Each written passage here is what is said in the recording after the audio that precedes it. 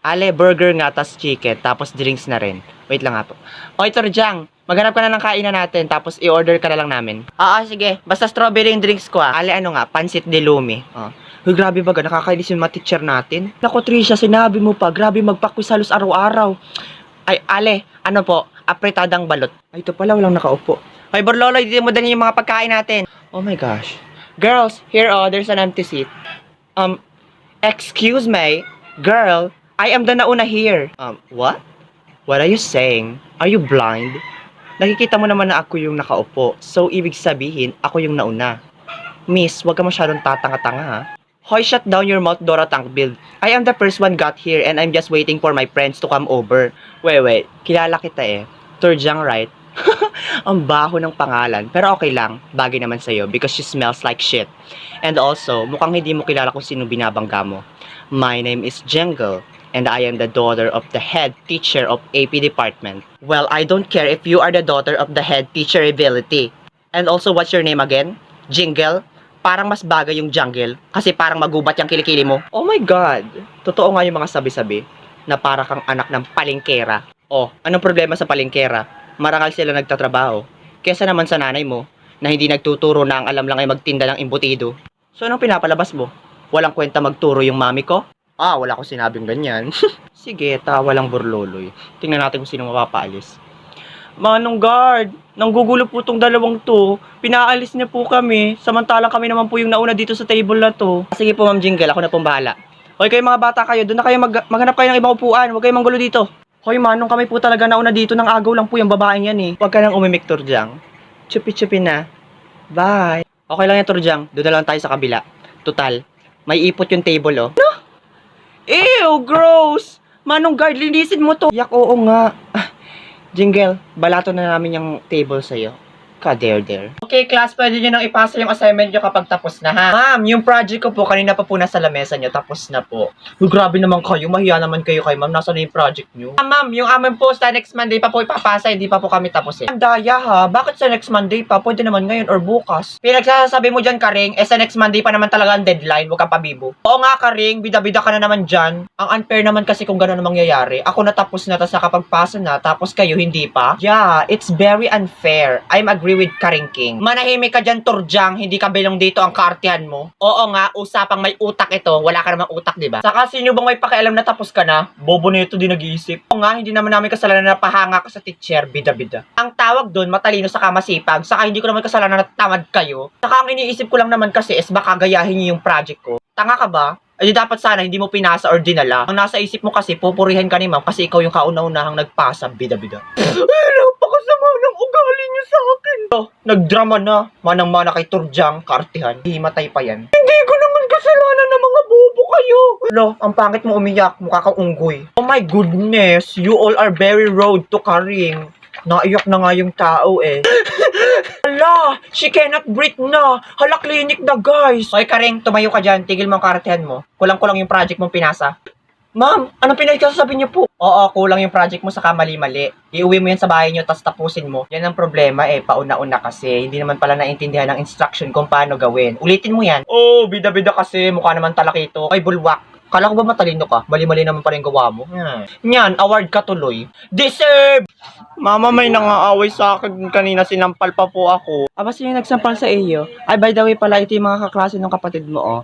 Oy, anak kong bunso. Uy, bis, di ba yun yung kaninang sinampal-sampal natin na bata? Halagagi, oo nga, yan yung inagawan ko pa ng pinggan sa kasinikmuraan ko. Mama, sila po yung... Prito kang bata ka. Ang cute-cute mo. Patingin nga ako. Oo nga, ang cute-cute mo nga. Subukan mo magsumbong at titiikin kita. Bitawan mo ako. Mama, sila po yung nagsampal sa akin. Bunso, kaklase ng mga kapatid mo. Mami, sino sila? Nakaklase mo ba yung mga yan? Yuck! Wala akong kaklase mukhang chimpanzee. Oy, ang kapal ang mukha nito ay mukha ka namang lantutay na gamo-gamo. Teka lang, hindi kayo kaklase ng anak ko. Mga patay gutom kayo, grabe kayo makakain, tapos sinampal nyo pa yung anak ko. Tayo natakbo na. Mga patay gutom kayo, mga bukol-bukol ang ulo niyo, mga bulwak na aso. Manahimik kang bata ka. Huwag mong sasaktan ng anak ko. Lumayas kayo! Ang kapal ang mukha ninyo, ang tabang naman ng spaghetti nyo. Oo nga, tapos yung kaldereta, puro buto-buto, palibasa yung mga bisita, mukhang asong yagit. Makapagreklamo kayo, samantalang iuwi nyo na nga lahat ng handa dito. Oo nga, mga patay gutom. Hindi kita kinakausap, bata ka. Tara na, bistakas na. Ay, wait lang, pasuntok sa bata. Madagasan sana kayo! Hala, nadagasan nga. Buti nga! RIP, dead hungry, eh! Ito si Karen, galing na galing mag-utos palibhasa, hindi siya nakagawa. Ano na guys, bilisan nyo kumilos, napakabagal. Mamaya na ang presentation, di ba? Wait lang, nakuha pa ako ng dagdag na information sa report natin. Kulang-kulang kasi yung gawa nyo. O ang hindi maki-operate ay walang grades ha. Lalo ka na Trisha, napakaunti lang ng ambag mo. Hoy, manahimik ka nga dyan. Ako kaya nagbigay ng information how to present the first topic. Yun lang. O ikaw Renzo, bilisan mo dyan, mag-edit, gandahan mo yung edit, tas lagyan mo na rin ng design para tayong pinakamataas na grades. Ay kung ikaw kaya gumawa dito, utos ka ng utos dyan. Malamang, leader ako, kailangan sumunod talaga kayo sa akin, no? Leader na walang ambag. Tumahimik ka, Borloloy. Bakit? Di ba totoo? Totoo naman, di ba? Napakagaling mo lang mag-utos. Utos ka ng utos din, palibasa, hindi ka yung gumagawa. Napakahirap kaya mag-design, tapos mag-edit. Ikaw kaya gumawa? Oo nga, tapos may nalalaman-laman ka pang no cooperation, no grades. Samantalang ikaw lang naman yung walang ambag, pabigat. Tapos sabi ka pa dyan kay ma'am na tayo dapat yung maunang mag-report kasi nga magaling ka, bida-bida ka na naman. Kung di ka sana nagbida-bida, hindi dapat sana bukas pa tayo. Manahimik nga kayo dyan, di ko naman kasalanan ng mga tamad kayo. Napakaganda kaya ng mga pinapagawa ko sa inyo, hindi ko naman kasalanan ng hindi nyo kayang gawin. Tapos ngayon kayo sa akin magreklamo, ha? Mga tanga. Mas tanga ka. Ang lakas pa ng putok mo. Hoy Renzo, wag mo nga isasama yan sa listahan ng may grades. Hindi natin yung kagrupo. Sabihin natin kay ma'am wala yung ambag. Kapal-kapal lang mukha mag-utos palibhasa. Singtigas ng bato yung mukha. Napakawalang hiya. Anong walang ambag eh? Ako nga nagbigay ng instruction kung paano gawin yung report natin, di ba? Anong ikaw ay nakikipagkwentuhan ka lang kay Turjang kagahapon? Ako kaya nagbigay ng instruction kung paano gawin yung report kasi nakikipagdaldalan ka lang. Tapos utos ka ng utos, kapal. Oo nga, tapos ako yung nag-e-edit ngayon saka naglalagay ng design. Si Borlolo yung nag-type ng mga sentence doon sa laptop. O ikaw, anong ambag mo? Pinagtutulungan nyo na naman ako palibas, ang papangit nyo. Ay, alam ko na kung anong ambag mo. Ang ambag ni Karing is maging isang malaking bangaw na napakaingay, utos ng utos tapos paupo-upo habang nakikipagtaldalan kay Turjang. More like malaking kulangot na bida-bida. Ayoko na sa inyo, lilipat ako ng grupo. E di lumipat ka, anong paki namin? Tulak pa kita dyan. Wala, anong oras na? Nasa na si Trisha, kami na mag-report. Burloloy, sorry late. Ako may pinagawa pa kasi sa akin si ma'am eh. Paano yun? Wala akong alam sa report natin. Ay, okay lang yun. Tagahawak ka na lang ng Manila paper. So, that's the solution how to solve the problem. So, this is our report, ma'am. Thank you po. Ma'am, may tanong po ako sa nag-report. Pansin talaga tong bida-bidang ito. Ano yun, Karing? Ma'am, ang gusto ko pong tanongin ay si Trisha, hindi si Borloloy. Hoy, bulwak, pabibo ka na naman. Ako bagay nag-report. Tagahawak lang baga ng Manila paper si Trisha. Ako tanongin mo. Tahimik, Borloloy. Sige, Karing. Go on. Thank you po, ma'am.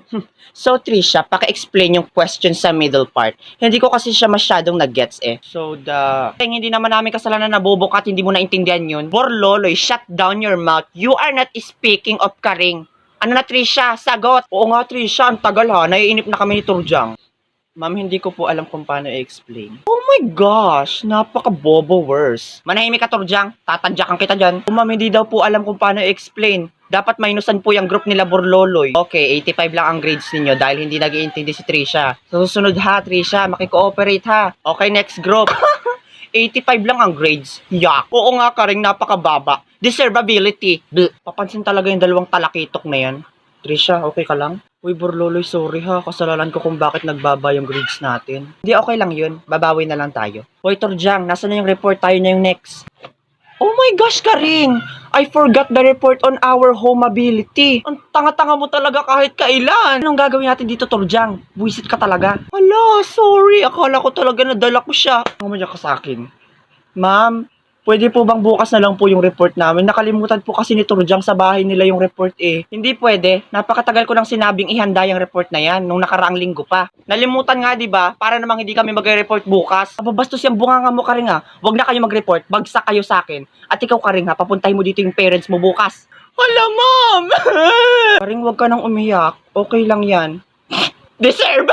Uy, Turjang, di ba ngayon yung exam? OMG, I forgot about the exam. I wasn't reviewing yesterday. What is we going to do now, Karing? Inakit-akit mo pa kasi ako sa birthday party ng kapitbahay nyo. Eh, tabang naman ng spaghetti. Pero okay lang yun.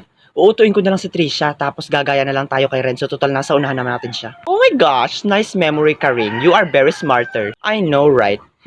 Watch and learn. Trisha, pwede bang hati tayo sa re-reviewin? Ikaw dun sa first part, tapos ako dun sa last part. Total, hindi rin naman ako nakapag-review sa last part. Sige, deal na tayo ha. Mamaya sa exam, sasabihin ko sa iyo yung sagot sa first part, tapos sasabihin mo sa akin yung sa last part. Sige. Okay. Turjang, napakatanga talaga ni Trisha. Akala siguro niya bibigyan ko siya ng sagot sa last part. Asa siya. Poor Trisha, akala niya talaga friend na kayo. Okay, class, sit down. Mag-start na tayo ng exam. Renzo, pakipamigay na ng mga test paper. Sige po, ma'am. Ang hirap naman ito. Trisha, pahingin akong sagot. Sakto, kakatapos ko lang sa first part. A, C, D. Thank you, okay na. O, Turjang, kopyahin mo na. Oh my God. Trisha doesn't know that we are loko-loko her. How bobo worse. Karing, tapos ka na ba sa last part? Pagaya na ako, hindi ko na alam ang sasagot eh. Manigas ka. Di ba sabi mo tutulungan mo ako sa last part? Ano ba? Tumahimik ka nga dyan? Ano ka? Gold? Naiwala ka naman. Magdusa ka dyan, hampas lupa. Akala ko ba magkaibigan na tayo? Shut down your mouth, Trisha. You are not our level to be friendship because your blood is red. Our blood is blue. Hampas lupa. Talaga ba, Turjang? Blue ang dugo mo? Baka berde. Palibasa alien ka. Tumahimik ka nga dyan. Uy, Trisha, anong nangyayari? Burlolo, inuto kasi ako ni Karing, sabi daw niya maggagayahan daw kami, hindi pala. Kinuhaan niya lang ako ng sagot, tapos ngayon nung wala na akong masagot, hindi niya ako binibigyan. Kasi naniniwala ka sa mga utak monggo na yan. O ito, gayahin mo. Yan, diyan ka gumaya sa ka-level mong hampas lupa. Karing, mamaya ka na diyan makipagtalo. Hindi ko makita yung sagot ni Renzo. Nakaharang yung kanyang kamay. Ha? Wait nga lang. Renzo, pwedeng pagaya? Dun lang naman sa last part. Sige, Thank you. Sabi ko sa iyo, Turjang, crush talaga ako ni Renzo. Hinablot po ni Karing at saka ni Turjang yung test paper ko. Uy, Renzo, anong ginagawa mo? Oo nga po, ma'am. Hawak-hawak pa po ni Turjang. Laking-laki po ng mata, kagagaya. Parang kulaga. Shh! Huy, ano yan? Ano yan, Turjang? Ibalik mo yan kay Renzo. Pumunta nga kayo dito at akin yung mga papel nyo. Ibabagsak ko na kayo. Tapos pumunta kayo sa guidance ngayon na, ha? Ay, buti nga. Deserve. R.I.P. the Turjang, Renzo, thank you, ha? Wala yun. Basta ikaw.